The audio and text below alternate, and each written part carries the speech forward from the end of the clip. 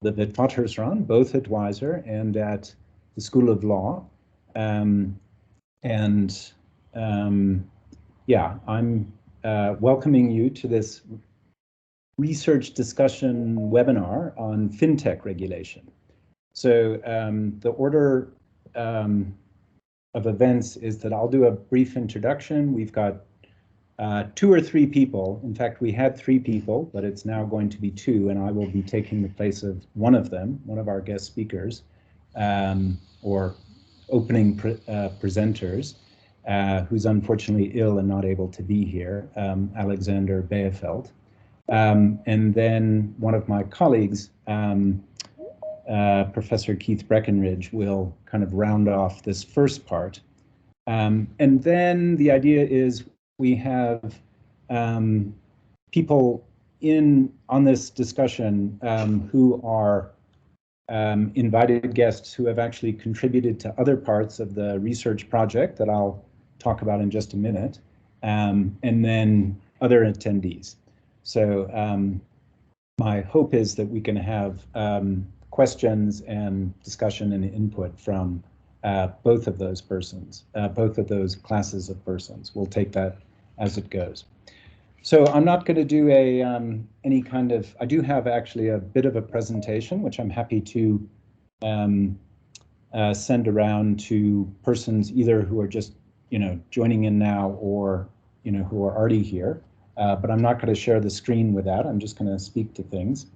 But yeah, to give a little bit of background, this is a research project on African digital competition and other issues. It's been running since about the middle of last year, and we're aiming to finish it by the end of April now. It's aiming to explore the political and legal landscape surrounding the enforcement of competition laws on the African continent in the digital age. In part, it's designed with the idea to investigate strategic options, practical options or tactics to address anti-competitive conduct and also conduct that would be understood to be violating rights to privacy and other issues by tech platforms. So responding to big tech is a sort of short way of putting that. We're looking at potential litigation, public awareness, law reform, campaigns regarding responsible technology. One working assumption, and I know we have some persons here from the data protection regulators as well as the competition authorities, but one working assumption of the project is that while different countries vary on the African continent, there are currently more regulatory resources and capacity to respond from the competition authorities than from those of the privacy regulation or information regulators.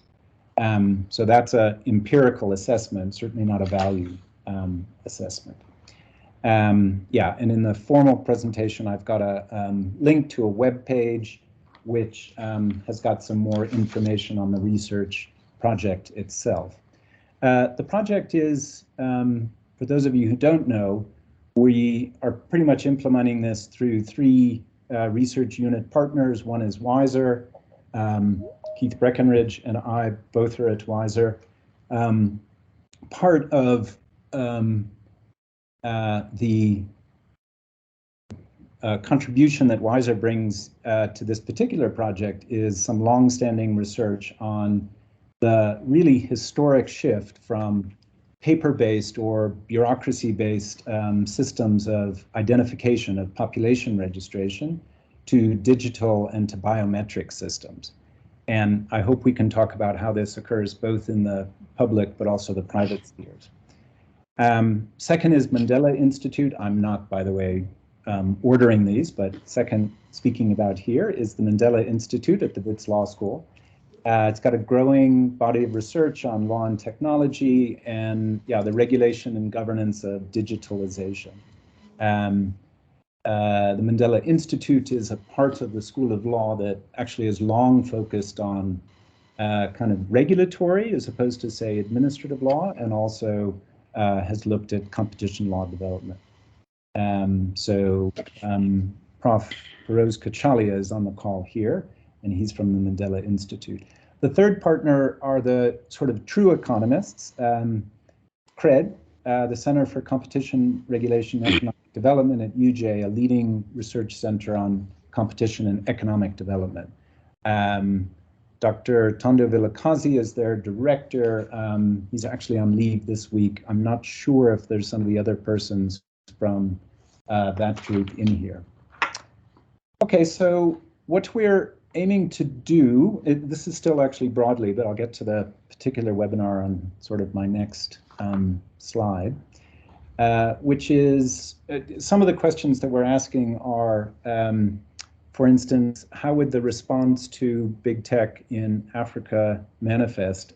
One question for that is along the lines of, for instance, what laws do countries in Africa need to write? Rule formulation, what kind of rules and laws need to be put forward for this digital economy, particularly as related to tech companies' platforms and issues of data protection and privacy, but also beyond that.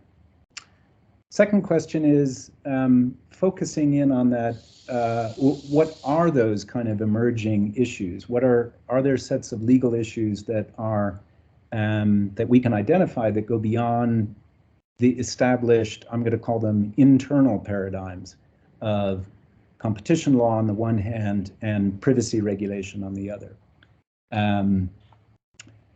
We're also interested in, for instance, in the area of free platforms, what can responsible technology or corporate responsibility, corporate social responsibility, what can those doctrines, that tradition of respect, some bodies of research actually argue that corporate forms, the companies, the firms on the African continent are different in some significant ways from elsewhere. How does that play into the particular moment that we're at the moment? We're also asking very much about, even though a working assumption is that maybe tech or that competition authorities have got more capacity or capabilities here, we're really asking to what extent, and I know there are persons from the information regulator in South Africa on this call, to what extent are the African data protection agencies aware of, interested in, engaging with these issues, fintech, platforms, e-commerce, etc. Okay, I'm going to pass over to Fola for a brief input, but before I do that, I think I will just kind of gloss over the paragraph about this particular webinar. And I'll come back in as necessary. And this gives the context that we focused this research project to some extent around activity that has pretty much simultaneous activity to this research project by the South African Competition Authority.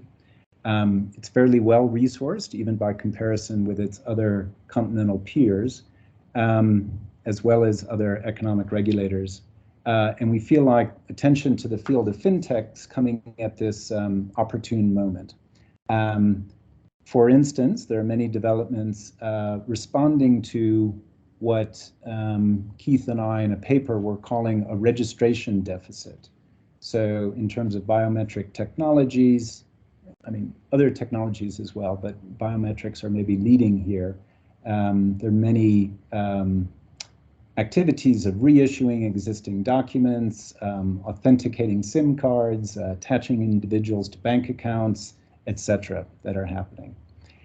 And alongside those campaigns, and I think we'd really say simultaneous with it, one can argue which came first, an expansion of digital communications that, and the spread along those networks of digital money forms and modes of payment, digital credit. So this is talking about new forms of lending that manage at the same time to be both profitable and culturally wildly popular. So both of those trends with the emergence of new forms of financial products and activities means that we've got a new moment here. It's an opportunity for reinterpretation of what's existing, but also posing some significant problems for both traditional concepts, such as privacy and data protection within the fintech field, but also for some other concepts that, for instance, Alexander Beerfeld has pointed to. One example, which I'll say a little bit more about, is in the collection of taxes and customs duties. Okay, that's enough from me. Fola, I want to turn over to you for a little bit, please. Thank you, Prof. Good afternoon, everyone. My name is Fola Deleke. I am a director of privacy at CGI, a multinational tech company based in Canada, and I'm also a visiting faculty member at Wits University. I should apologize that I have a 2-year-old working with me today, so I apologize for any potential interruptions while I speak. My presentation today, or my conversation today, focuses on what Prof just mentioned in relation to Wiser's interrogation on the extent to which African data protection agencies are aware of, interested in, and engaging with issues such as fintech and e-commerce. And I'm particularly interested in this area because today African countries are pace setters in using fintech to make microcredit more accessible to millions of Africans. And while we often hear about the opportunities and benefits that the impact of data and new technology presents for African economies, it is necessary to pause and reflect on the other side of the impact of data and new technology for Africa's economy. And a favorite case study that I usually refer to when I teach banking and finance is fintech and the disruption of microcredit in Africa. As we all probably know, microcredit, which broadly describes the provision of small loans to those with limited access to formal financial services, particularly for self-employment ventures. And this has been a key response to poverty across the globe.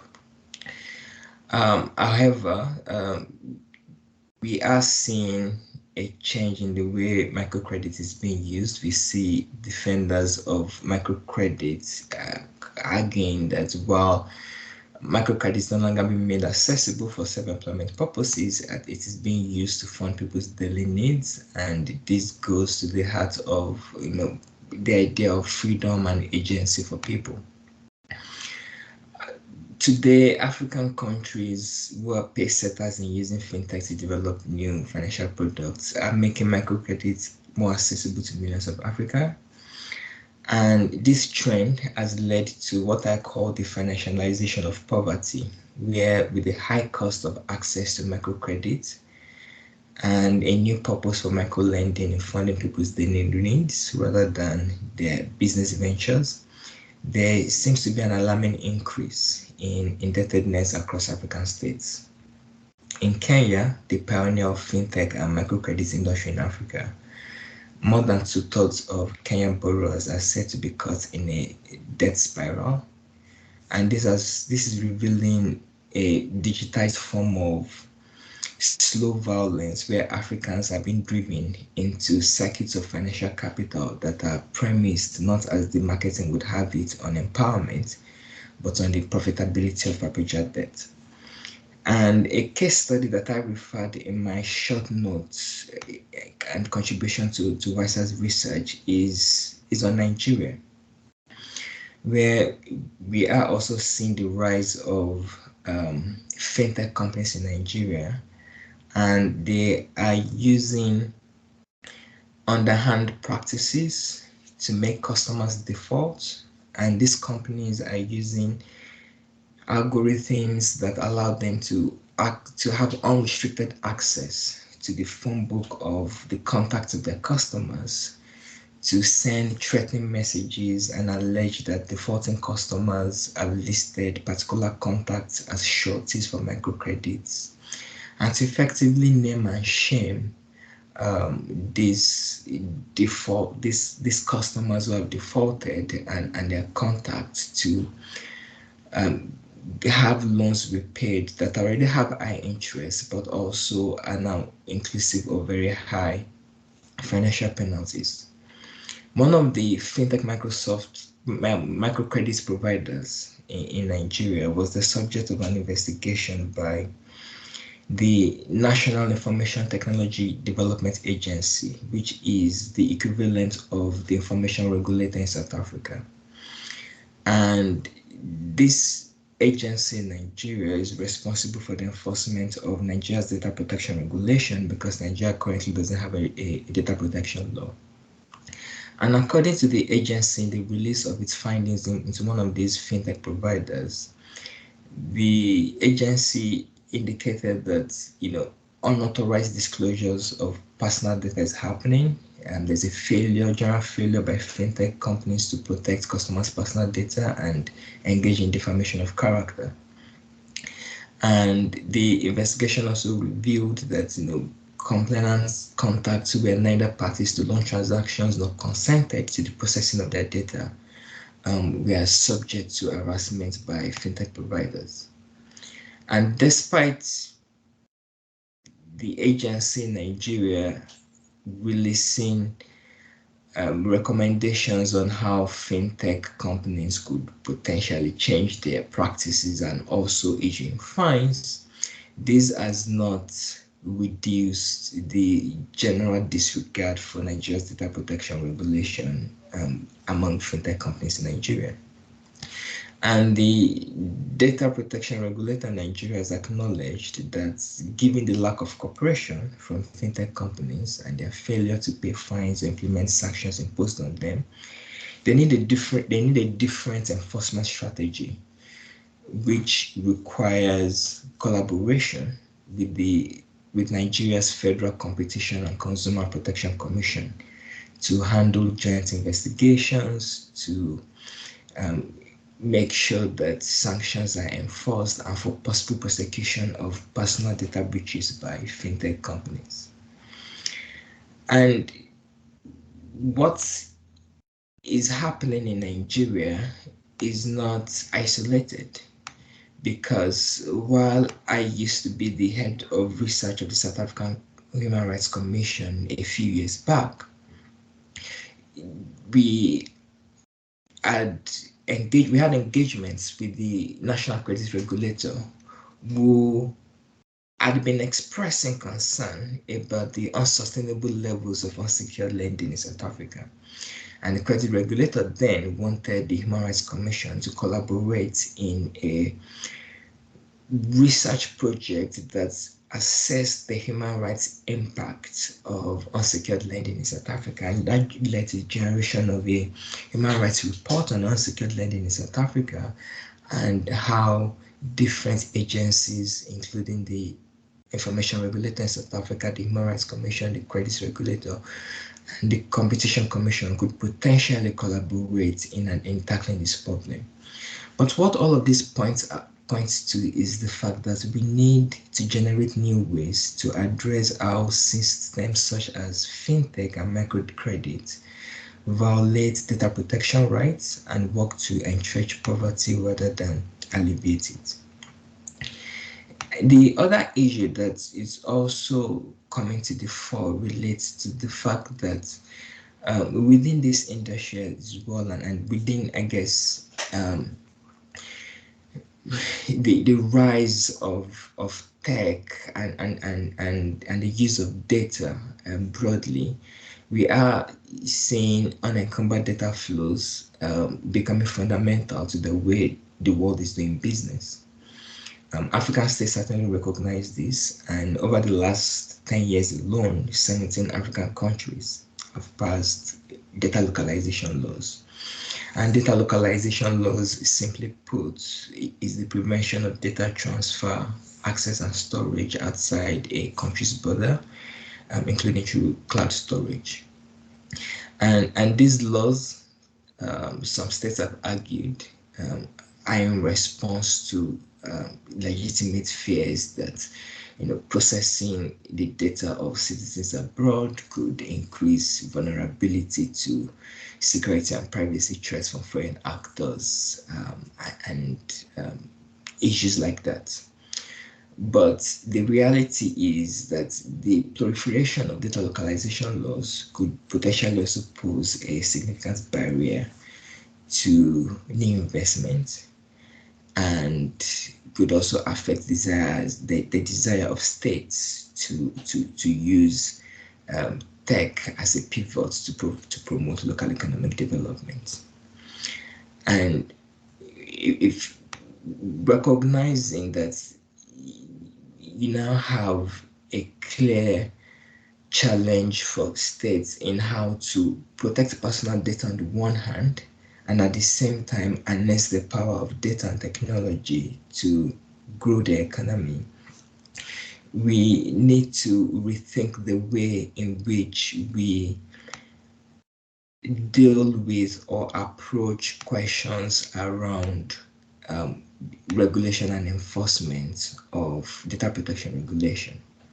So in relation to fintech specifically, recognizing that the current corporate structure of profit maximization is probably broken and driving the trends in fintech, we need to develop alternatives to corporate financing that are not beholden to capital investors and passive capital.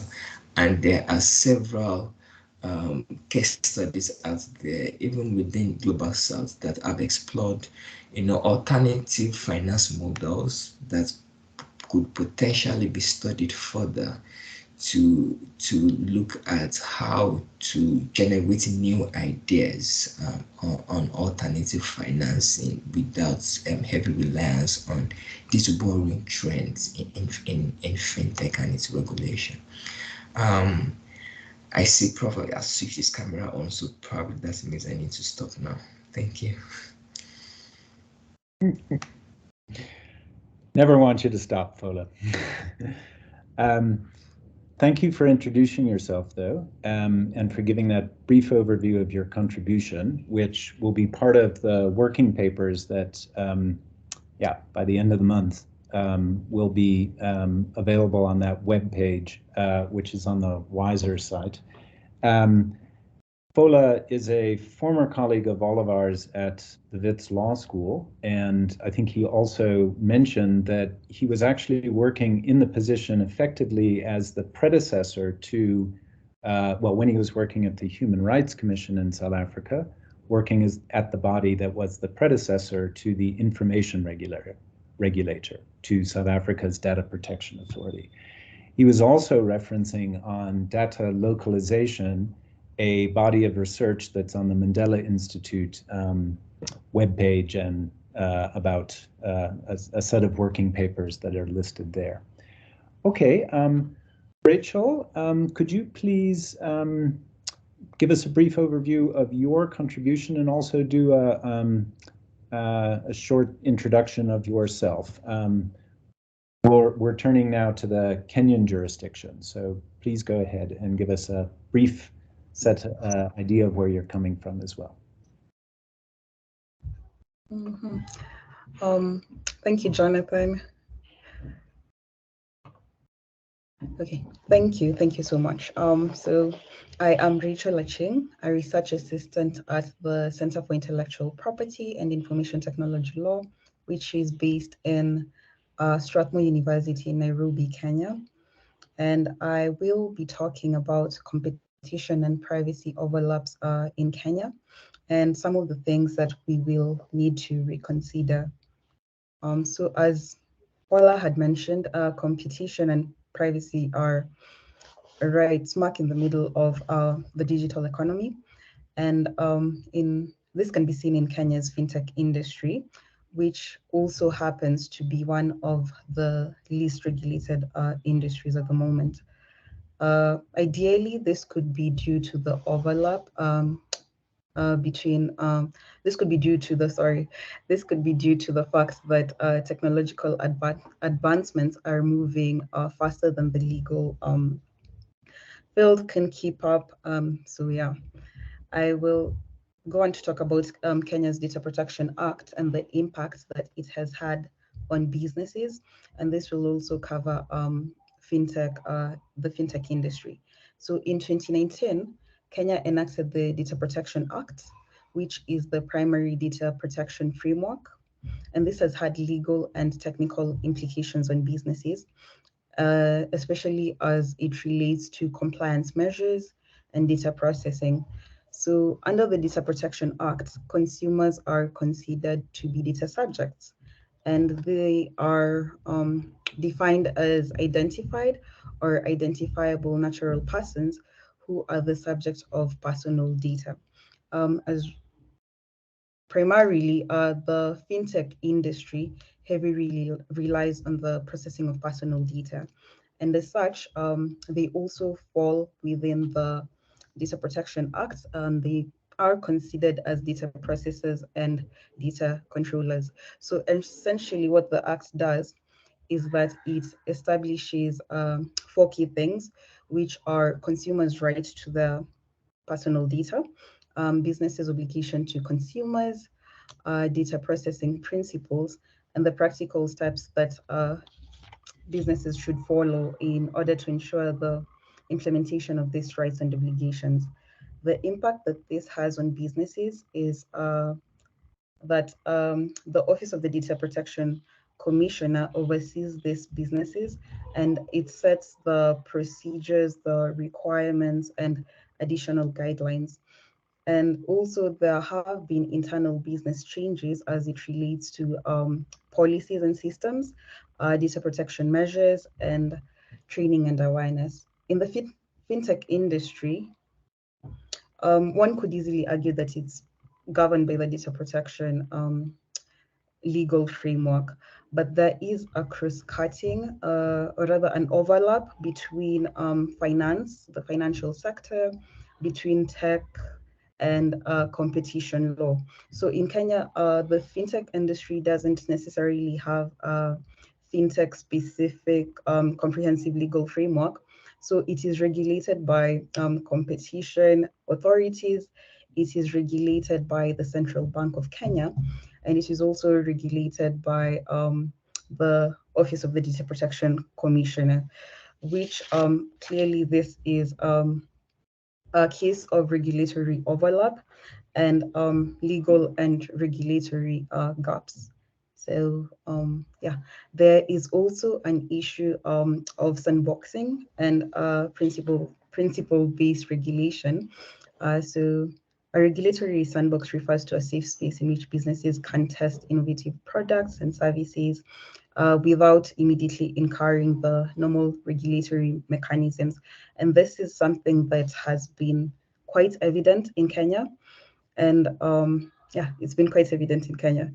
So as I had started by mentioning, consumer protection is at the very core. It determines how we go about competition law. It determines how we go about data privacy.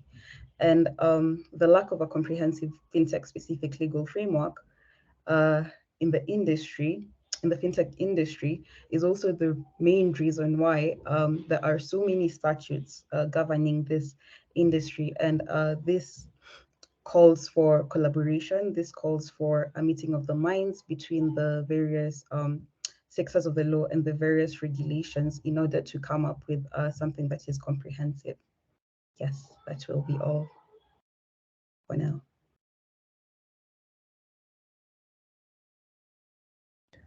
For now. Thank you, Rachel. I think you were mentioning, yeah, you know, the unit that you're working at is definitely in the forefront of charting out, in particular, IP and also data protection, privacy regulation in Kenya. You were mentioning some of the concurrent jurisdiction between the regulators and some of the overlaps with competition authorities. on the call also are people from Competition Authority Kenya, and who will be presenting in the webinar next week in the discussion that we'll have then. Keith, can I take 2 minutes before you get in? Okay.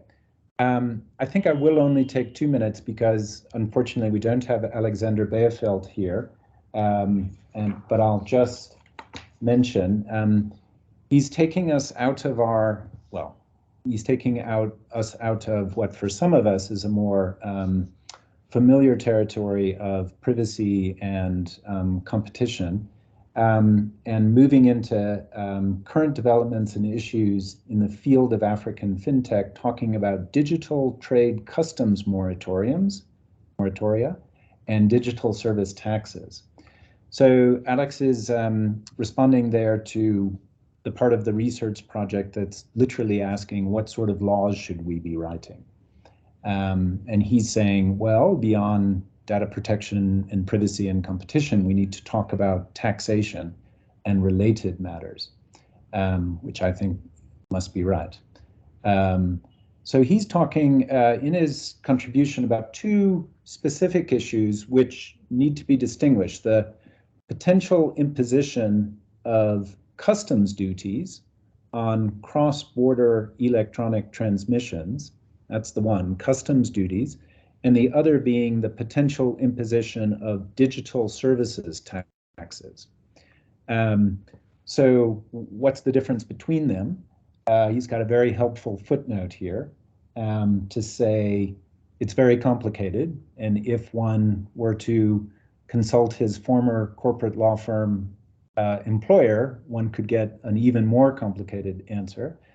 But for purposes of today, the key distinction boils down to the idea that customs duties would be applied purely to foreign service providers, effectively the way a tariff would apply to foreign goods imported into the jurisdiction. Whereas the digital services tax would be applicable to both domestic and foreign producers alike. So like a VAT tax or a sales tax. So that's an important distinction between them. I won't give all the detail, but I think the point, and actually Tando Vilakazi is quite good on this as well, but on the customs duty, we currently have a moratorium. When I say we, I mean globally, at the World Trade Organization, WTO level. However, there's a buildup, a push from South Africa and India, for instance, to make it known that they wish to have this moratorium reconsidered. And why is that? It seems likely that there will be this reconsideration. This is on the customs one, which would apply only to foreign persons.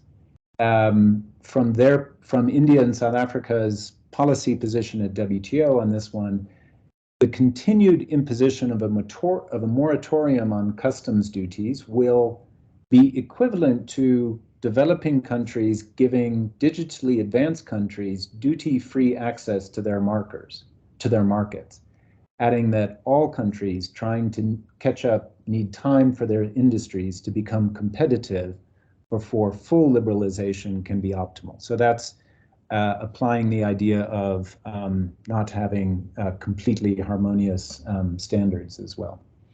Okay, on the digital service taxes,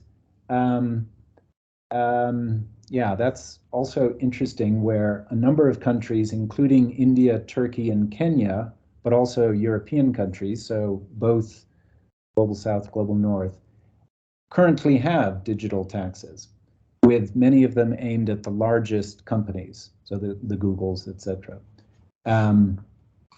The US is threatening often to impose retaliatory customs duties, the other side, if these, to the extent that these digital services taxes are imposed, on the notion that they actually unfairly discriminate, says the US, against US firms.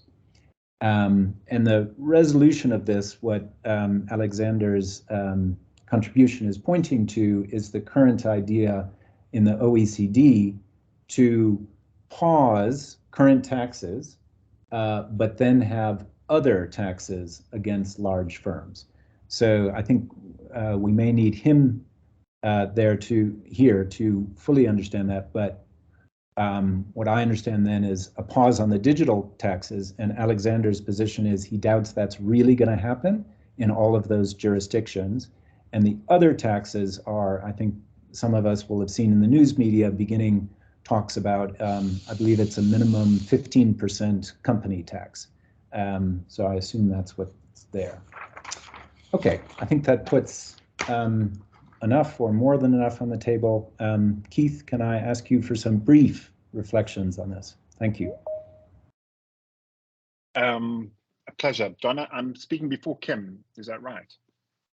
Yeah, Kim is more than happy to be coming in later with a unscripted, but very well invited contribution. So go ahead. Okay, Keith. Okay. So I've read Kim's piece, and so I'm responding to. I don't think that's a huge problem. She can correct me if I get things wrong. So I think, I mean, they're very interesting kind of legal problems in this question. So these three matters: regulation, privacy, and competition.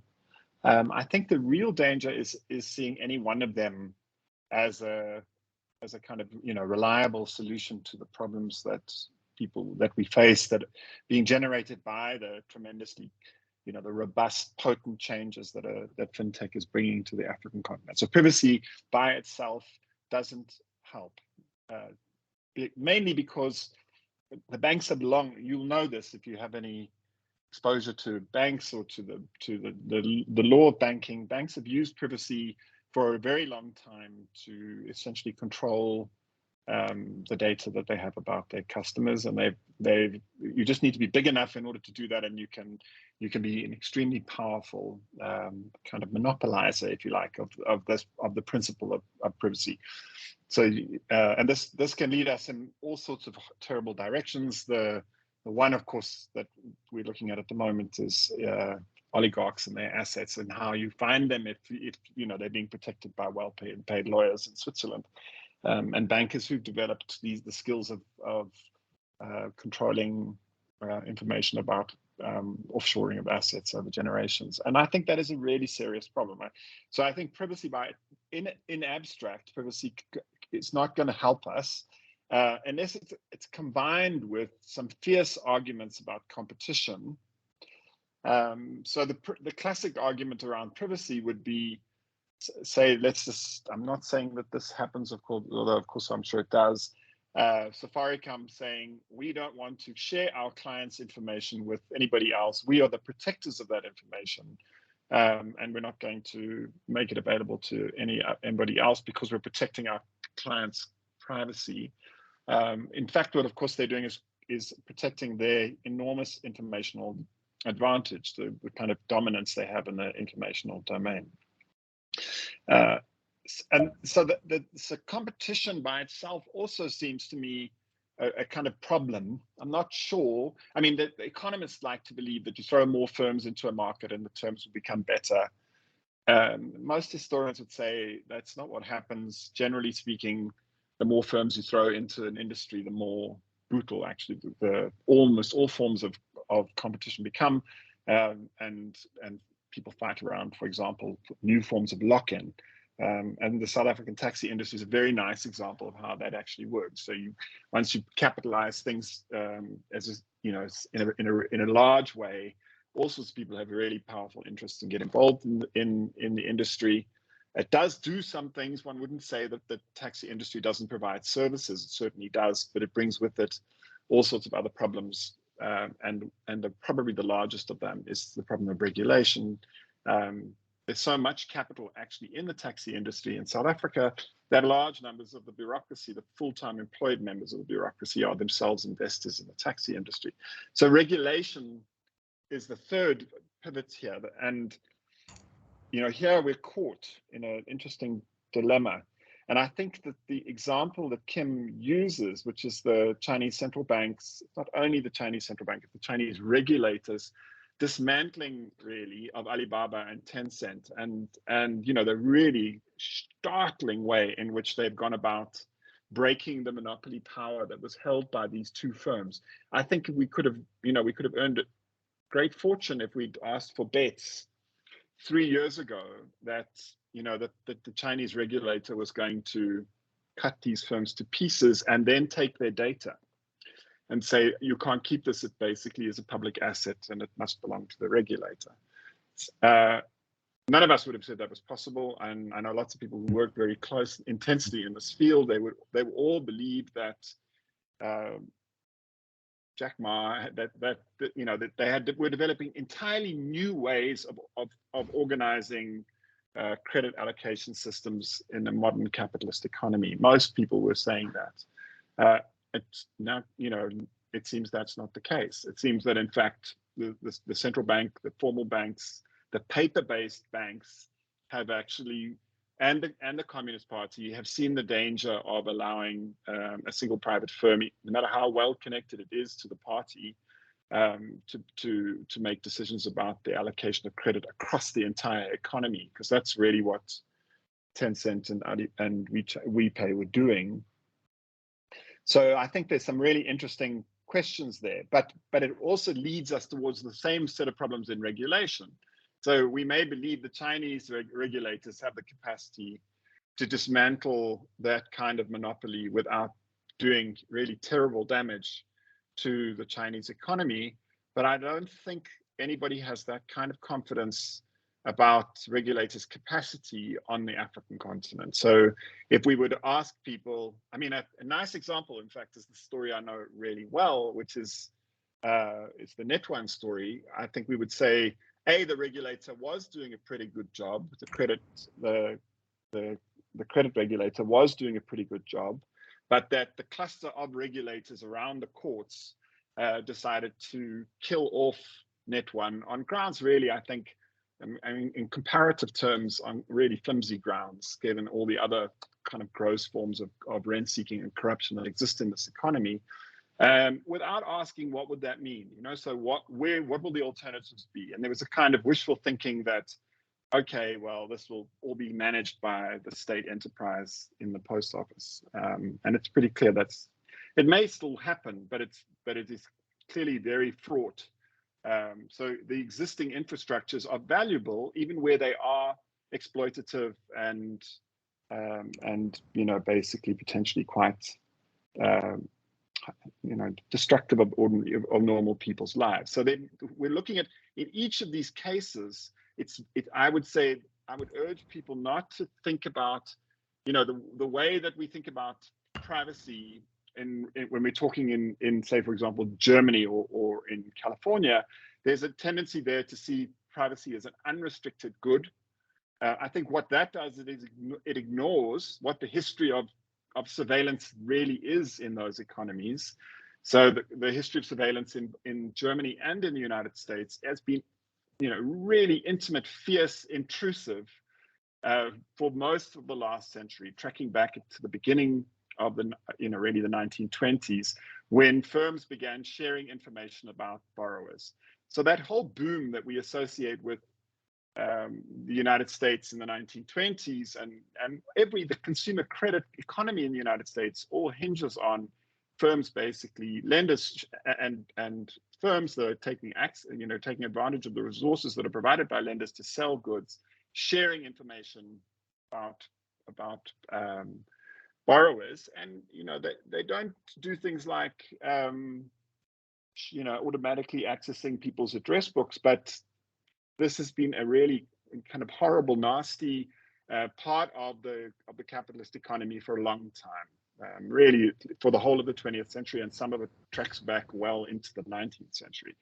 So African regulators need to be careful not to say, okay, we are going to have something like, you know, this perfect world where that doesn't really exist anywhere else. You know, the most we could really hope for here, I think, is a capacious regulator who will see where there are advantages, you know, in allowing some measure of monopolization, So to look at the South African example, the things we know well, the credit bureaus are the two big ones are effectively monopolies, and they have now access to data on every single living South African, it seems. 54 million people, if the data we see from the Brazilian hackers is actually reliable, it may well not be. But if you ever try and do research on what they know and who they share that information with, you immediately come up against arguments that the regulator must protect the firms reporting to the bureau, they must protect their privacy, right? So there's a real danger here of a kind of loop and a kind of of a cycle in which we cannot really find out what it is that these firms know about us, and you know how they're making it available to firms. We don't even know really, for example, how many landlords access credit reporting in order to make decisions about who their tenants will be. We don't know how many schools are accessing the credit reports in order to allocate places in schools. All of those things are possible, but we don't get access to any of those reports. And I think the question here is, I think partly it goes back to viewing privacy as being something that can be sort of turned on and off. You know, that banks must protect your privacy. Well, that's very nice, but they do not.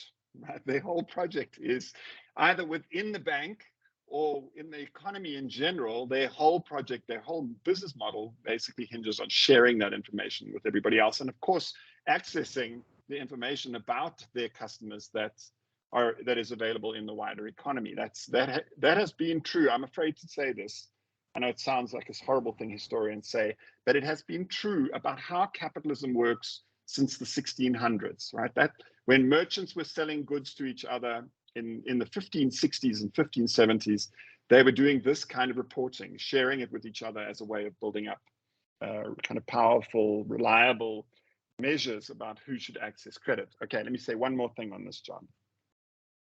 And that leads me to the final point, which is, I could speak about this all day, but the really serious problem for me, and I'm not alone in this, I think it's a wide concern. The real problem with fintech is not so much that it exposes, makes potentially poor people's lives miserable. I've got a lot of confidence in poor people's abilities to subvert regimes that are being imposed on them, especially in South Africa, but across the whole continent. People come up with all sorts of ways of doing that. They forge fingerprints, they change their names, they leave the country, they cross the border, they do, there are a million different strategies for defeating the best efforts of these tools. And states are constantly running after them, trying to get them to provide better, more reliable information. Hence, we're constantly asking people to re-register all the time. Ordinary people, I think, can defeat these attempts to kind of impose moral shackles on them. But the entities that cannot are firms. And there's very excellent evidence across the whole continent that firms are not surviving. Not now. They've done. Firms have been really handed a terrible set of, if you like, informational tools by the colonial states. By the colonial states' refusal to do registration properly, by the prohibitions around formal lending to Africans across the economy, by basically the weaknesses of the colonial state in doing the most elementary forms of paperwork and contracts, which are the bread and butter of lawyers everywhere else and the bread and butter of economies everywhere else. So firms really struggle to access what we would call the formal resources that are typically provided by banks everywhere else, and it's getting worse. And so what we're seeing is a credit surveillance system, automated algorithmic credit surveillance system, which can really, it can make individuals naked, makes them really clear to the banks. The banks are very efficient. I don't know if they're productive, but they allocate credit efficiently so that the amount of credit that's going to individuals across the entire continent is increasing, generally across in significant numbers every year. But the firms accessing credit, the amount of money is declining, right? So, which is ridiculous. Wow. If we want formalization, we want employment to work, we really need the opposite to work. And to me, the issue here really is again, it's got to be at some point we have to say that a regulator has to step in and make the visibility of these firms much more obvious, both to the banks but also to each other. And there is an example of when this was meant to happen, and it's been attempted in many other places on the continent, which is a state-owned credit or asset register, where the credit regulator basically takes responsibility for tracking how people borrow. And that could do a great deal, in fact, to improve the predicament we face at the moment. I'll stop, John. Also don't want you to stop, but for the purposes now, yes. Thank you.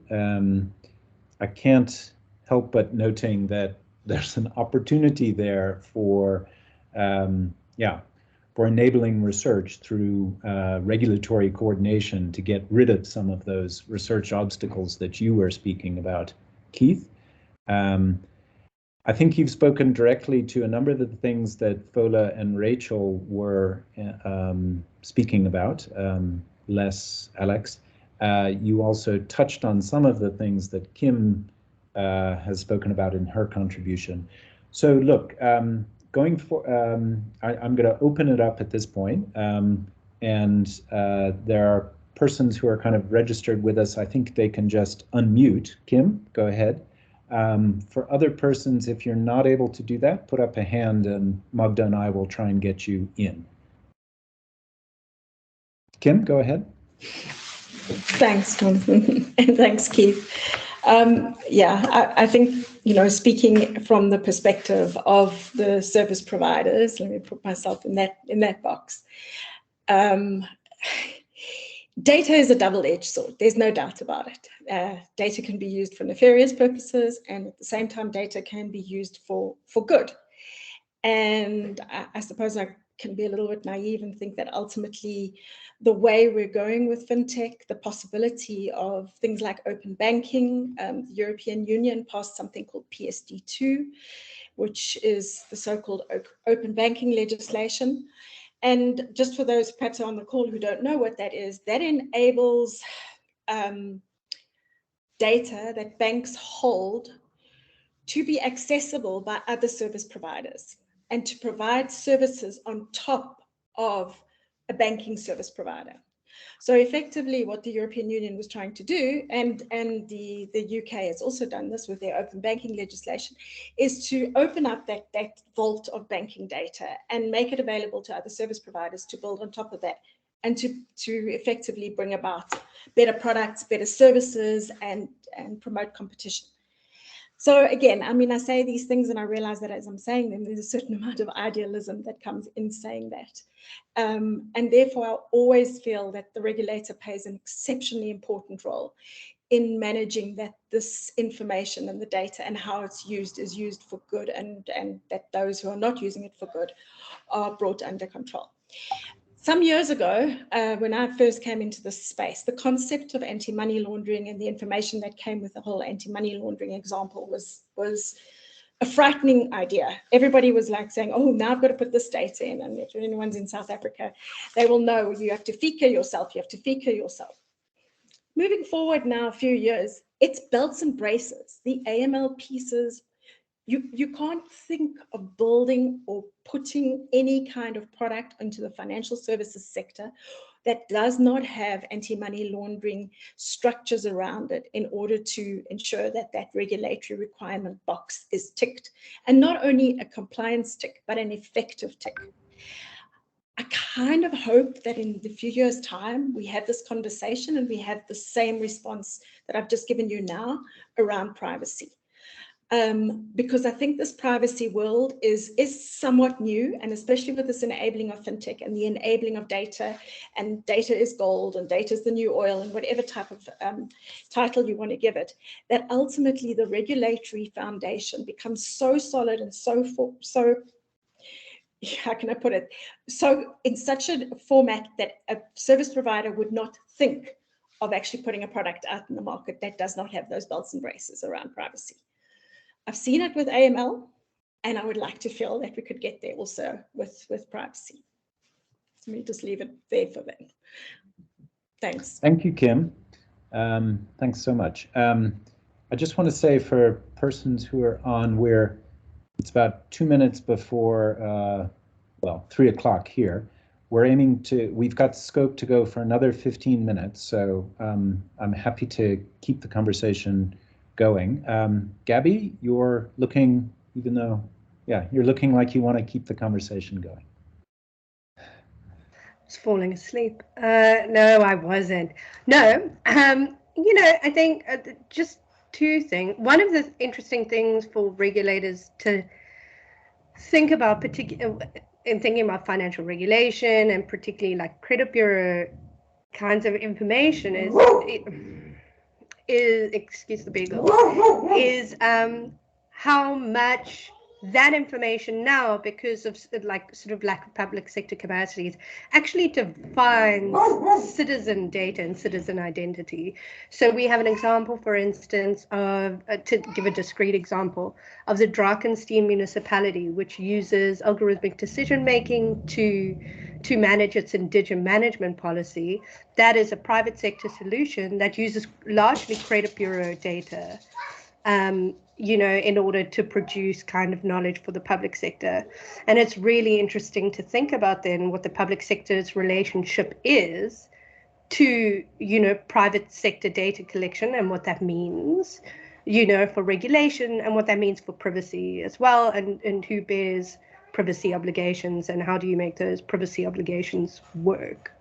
And, you know, just as someone coming from kind of the other side, not just the transparency side, but sort of the innovator side, you know, it is disconcerting to see how a language of privacy, which has been adopted very quickly, is not understood within a language of transparency as well. And it's not understood that increasing capacities of local innovation communities to share information, share government data, but build their internal digital and data capacities is a really fundamental step in creating like a vibrant local digital economy, you know, and that to me is more fundamentally a language of data sharing and data capacity than it is about privacy. Not to say that privacy doesn't matter, obviously, you know, that's 90% of the work I end up having to do, but, you know, just that there is another language that is lost, that is difficult and I think is a problem. Okay, lots there. Actually, I have one or two things I could say there, but I want to, would anyone else like to mention something now?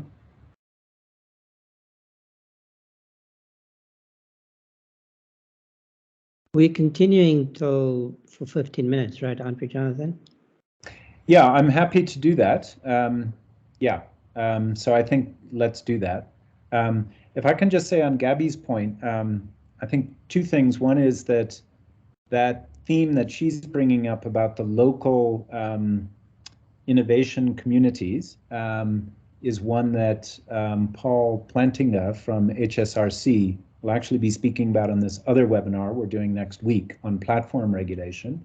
But I think that's actually, and that actually also relates to her notion about how privacy is understood in different regulations, in different discourses. Paul's going to be talking about industrial policy and how that relates in here. The other point was, oh, Gabby was back in,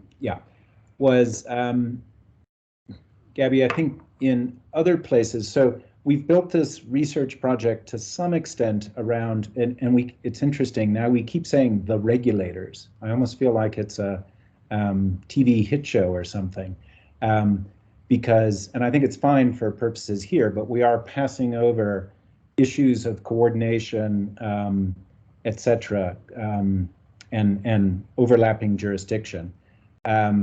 But we've built this project to a large extent around one of the two major interventions at the moment by the South African competition authorities in the digital space, and that is a market inquiry. A market inquiry which, harking back, Keith, to your points, puts on the table technically huge remedies like breaking companies up, etc. But in reality, and I think you were calling to some extent for a kind of, well, you weren't necessarily saying gentle regulation, but you were certainly saying understand first before venturing forward. And I think it's quite clear that the South African competition authorities are thinking that way. And maybe we'll hear more next week or from some of the persons here, but the CAK is also, and they're beginning to do a certain amount of joint work, is I think basically speaking that talk as well. The other major intervention is one where it's very interesting because it's actually using a core competition doctrine, abuse of dominance, on Facebook at the moment around GovChat. And I think one of the interesting but to some extent not so apparent aspects of that particular case is the degree to which GovChat itself is a public-private partnership, and that gets into some of those issues of, you know, what actually is, especially in an African context, you know, to what extent can we say there is that distinction? And it, yeah, the regulators need to be, you know, when you're regulating the state itself, it gets even more complicated. And I suppose we could talk about Safaricom's holding as well. Okay, I'd like to invite other persons to come in. We still do have another we have another 10 minutes. Okay, I'll take a stab at it, Jonathan. Sorry, I had to step out, so I missed Keith's presentation, but I did make an attempt at reading Keith's paper entitled Global Ambitions of Biometric Anti-Bank. That paper was a long title, Keith.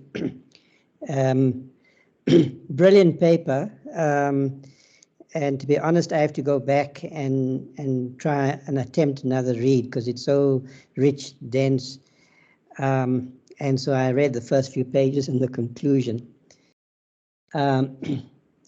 So first, listening to Fowler, and then reading Keith's paper, there's this interesting, this question about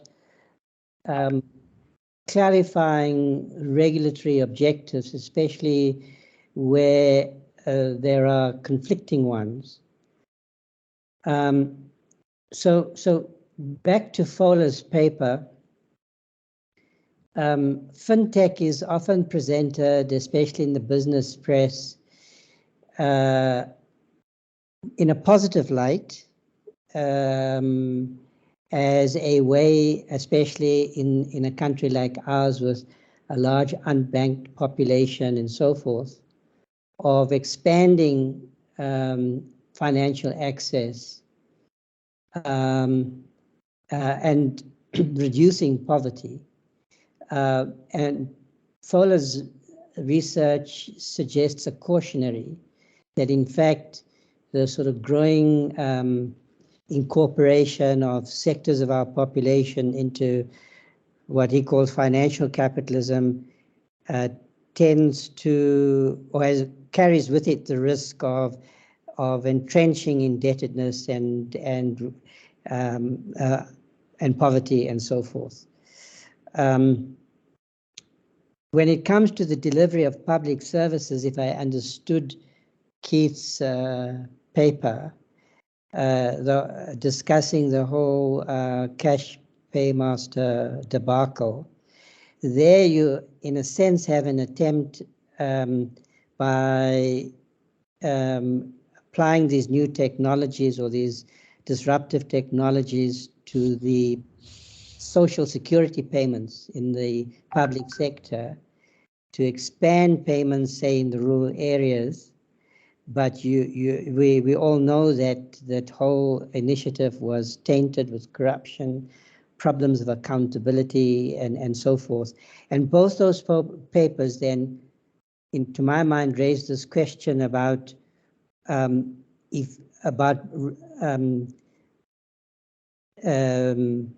regulatory architecture and the regulatory goals that we identify to, if you like, promote both the benefits but also mitigate the risks and the costs and so forth. And then listening to all the other presentations, there's this glaring question of regulatory efficacy, of growing regulatory gaps, of the need for rethinking basic conceptual structures, regulatory ones, and promoting coordination and collaboration among different regulators. And so one just had wondered, listening to these presentations, where we are in South Africa at the moment, because it would appear that that we are not paying sufficient attention to creating a kind of a regulatory structure which enables us to take advantage of the benefits of digitalization, the economic benefits and so forth, but understanding what these risks are and mitigating them.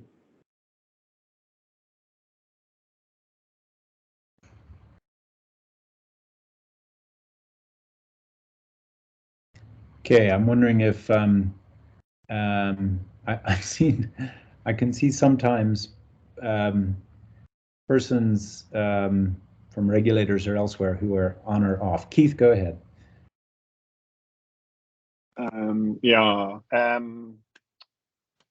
So I encourage you to read the whole paper, Feroz. I mean, I do think the Net1 story is really very important one in the sense of it being an example of truly a South African innovative firm, which, you know, but I think that the error really, or the fundamental mistake, was in thinking that there was this kind of transparently corrupt practice and that the firm should be killed because of it.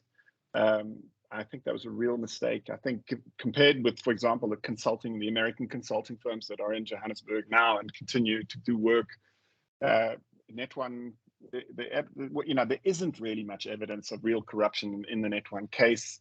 There's no mention of them in the Zondo Commission. You'll have noticed there's this question of the biometric registration of the entire population. Let me assure you that happens all the time. Every time you get a biometric firm involved in something, they say the data set is no good. We've got to do everybody again. The post office, who got the contract, reissued all the cards to their entire customer base because they weren't confident that the master key for the encryption of the transactions of those cards was safe. And that cost R1 billion. You know, that's 3 times what Net1 is accused of, 3 times the size of the Net1 contract, which was allegedly a corrupt one. But that's not the issue. The real issue is the infrastructure question. So we had in Net1 a distributed infrastructure that involved shops all over, the little firms in all these little godforsaken parts of the country that you and I try not ever to visit, in which poor people had easy access to the money that the state wanted to give them, and they had access to other things Net1 was trying to sell them. And the regulator actually had done it. What I show in that paper is the regulator had done an amazing job of bringing the outrageous interest rates down that Net1 had fantasized it was going to be able to charge these poor people. And it could have done more. I think it was a firm that could easily be nationalized without anyone protesting, including the people who owned it. I think they would all have been happier if the infrastructure had been taken over by the state. Of course, Mark Barnes at the time was really not keen on that because he was interested in the post office building its own lending capacity. And that, I think, is what killed the Net1 story. You know, and I think we've got to be very careful, I think, about applying regulation fiercely, let's be honest, destructively, to firms that actually help us solve the key problems that we face when we do nothing about Google and Facebook and all these consulting firms and all the things that they do. And Goldman Sachs and JP Morgan and all the other firms run in and out of this economy without anyone really making an effort to bring them under control. But we impose quite a fierce lens on our own firms. And sometimes I think not sometimes, I think in this case, it's really a tragedy. We've transferred the cost of accessing grants to the poor people who have to now get in a taxi and drive to the nearest post office if it's open, and it's often not. So, what Net1 used to do is drive into the villages and then, of course, do wicked things like sell people in funeral policies and life insurance and airtime they probably shouldn't have. But it would have been much easier to regulate that than it is to fix the post office. So Keith, can I just ask a follow-up question then? What do you make then of the constitutional litigation and the findings that were made about those contracts and the whole procurement process? For us, we can have a nice special panel on this, but basically, I think lawyers don't think about consequences. Okay. The greater thing. Okay, so I think one of the nice things about this research project is that South Africa is participating in African conversation. I'm not going to let this very deep South African one go too far at the moment. But Jonathan, it's not deeply South African only. I've said in the code here, Ghana payment system. That's the point. Net1. Yes, no, that's true too. But Keith's paper is an economic historian's take. His term for competition is lock-in, which talks about, to some extent, well, you're talking about the overlap with the technology. So I think there's a very rich discussion. I am going to give Gabby, because she got on here, the last word, but we're past the time there. I've been asked for the title to Keith's paper on this chat, and if I can actually say, I wrote a chapter in something that would answer Feroz's question, which Keith is saying only lawyers are interested in, so we'll see about that. But Kim, you're absolutely right. Yeah, and there's very much an African framing to these questions. So, all right, I did promise while I'm putting on those two papers, I do want to remind people that we're going to some extent, pick up some of these questions, but we are focusing more on the concept of platform regulation in the webinar that will be next week with some of these same players. So while I'm putting on those two references, Gabby, did you want to add something in? Yeah, I was just going to say, obviously, also as a lover of the CPS and Net1 examples, that it's not an unrelated conversation when you talk about GovChat as well. That, not just does it have, an ex-Net1 person on its board, but that I think sometimes in that GovChat WhatsApp conversation, what people don't really have a conversation about is what exactly are they competing over? And supposedly free, communication platform. What's the business model? And it does look likely that a lot of that tension has to do with financial payments, and that will be a grant question. I do think that there's no question that this is what the positioning is actually about. So it's really, really worthwhile re-looking at the Net1 CPS kind of dynamics, because it might not look the same, but I think it's actually pretty much an extension of the same conversation.